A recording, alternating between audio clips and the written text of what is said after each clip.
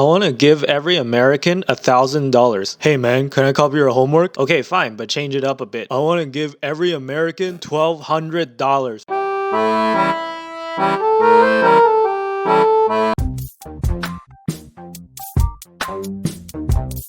Hey guys, welcome back. Today I'm drinking my Tim Hortons Double Double. I risked my life to get this, by the way. Don't worry, I followed all the social distancing procedures and I went through the drive-thru, so the least amount of human contact possible. And now today we got another highly requested video. We're talking about how to invest $1,200 or just any small amount of money. But before we get started, you guys know what time it is? Quarantine memes. Let's go.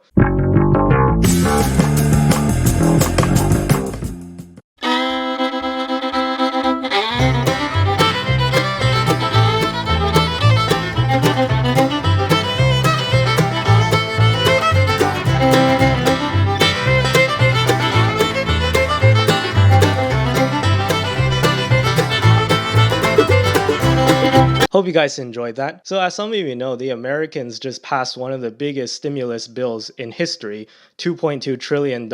And in that stimulus bill, every American will be getting $1,200. Now, I, of course, as some of you know, am Canadian, so I won't be getting anything unlike the Americans, which is a phrase that I never thought I'd utter because for the first time ever, Canadians are not getting something for free and the Americans are. But anyways, so a lot of people, they have a very small amount of money to invest. So whether it be $1,200 or just $1,000 or just maybe even a few hundred, they always ask me, Andy, what do you think I should put my money into? So in this video, I'm going to suggest 3 ways for you to possibly invest your $1,200 if you're getting that check from the government. And even if you aren't, then let's say you have some money saved up, then you could possibly look at some of these options and invest accordingly. But before we begin, let me just go through way number 0, which is don't invest. And again, this is depending on your personal situation, but if you don't have that much money saved up,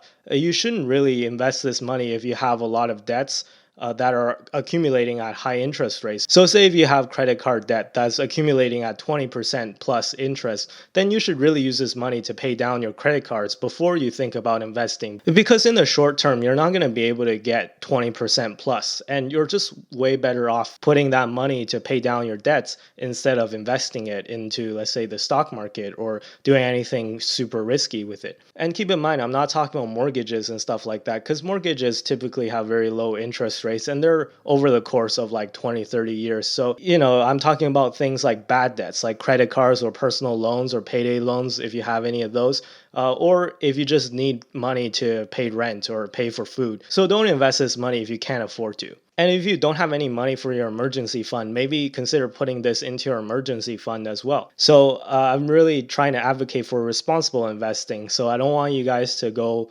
hungry or get kicked out of your house just because you threw all the money you can into the stock market and you don't have enough money to put food on the table or pay for rent. Now, assuming you have an emergency fund and assuming that you don't have any super high outstanding debt, I'm going to talk about 3 ways for you to potentially invest that money. So beginning with way number 1, and that is an index fund. So if you recall what an index fund is, it's just basically a basket of stocks that you can buy into. So if you wanted to diversify your investments, but you don't want to go through the manual effort of having to pick each individual stock according to their weight and balance it accordingly manually, you won't be able to do that with $1,200 anyways, because that's not even enough to buy 1 share of, let's say, Amazon, because Amazon stock goes for like, I don't know, $1,700, $1,800 per share right now. So it would be really hard for you to manually balance a portfolio if you only have, let's say, $1,200.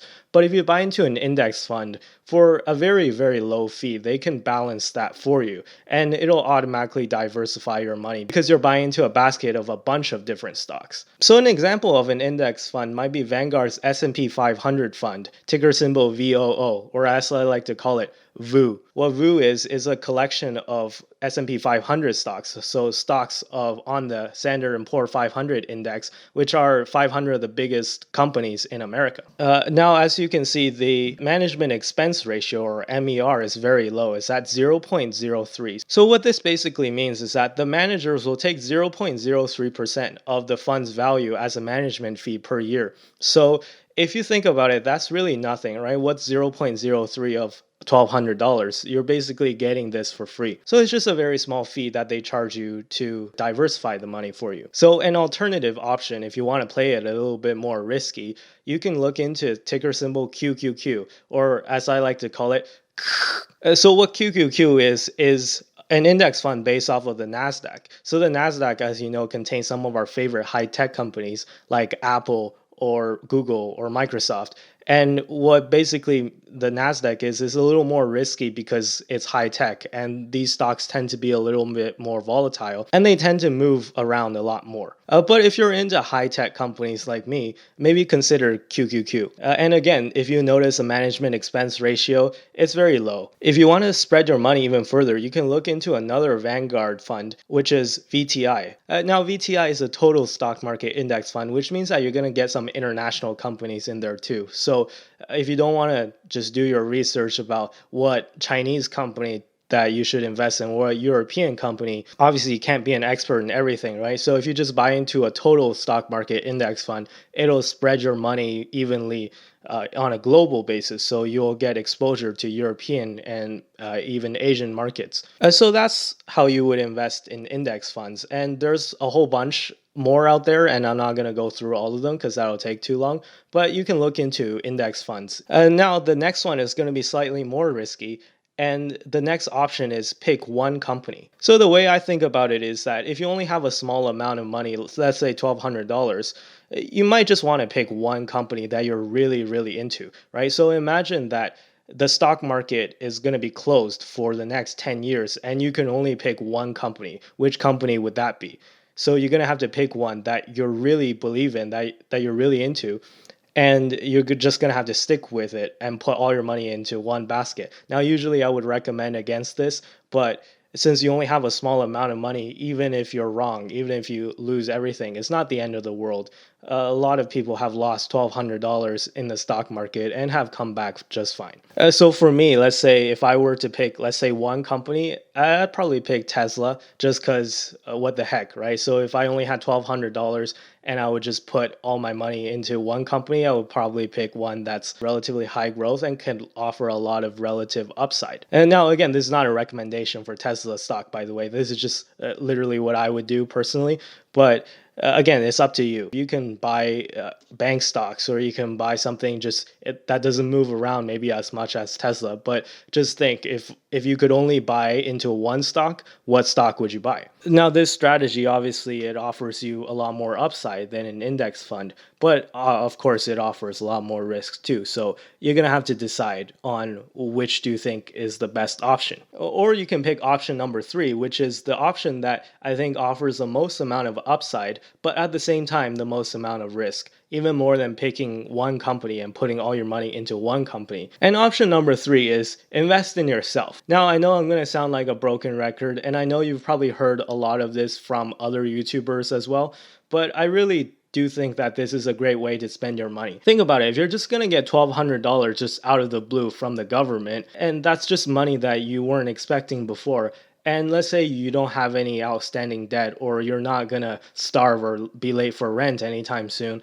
and you just have $1,200 to invest in anything you want, maybe you'd be inclined to put that money into yourself. So let's say you always wanted to pursue your hobby of painting, or if you wanted to do video editing, or if you wanted to buy some camera equipment and start a YouTube channel, or whatever you want to do. Now, I think if you just get $1,200 from the government, it's a great time for you to actually use that money and just put it towards yourself. Hey, it could not work, right? You could spend $1,200 into your hobby and all that money just goes to waste. But at the same time, I think that it offers the most amount of upside just because you're so passionate about it, and just because it's something that you're really into, that you really want to do. And so maybe now's the time for you to actually think about plotting a course for your future and just investing in a hobby or something that you love. If you watched that previous video that I posted called Invest in What You Love, well, now's the opportunity, right? You can use that money to invest in yourself. Now, those are the 3 ways that I would suggest. If you guys have any more suggestions, be sure to leave that in the comments down below. I'll be sure to read all of them. And once again, don't forget to leave this video a like and subscribe if you like the series. Be sure to follow me on Twitter and Instagram. I'll leave the links down below in the description. With that being said, I think I'll leave the video here for today, and I'll see you guys in the next video. Bye bye.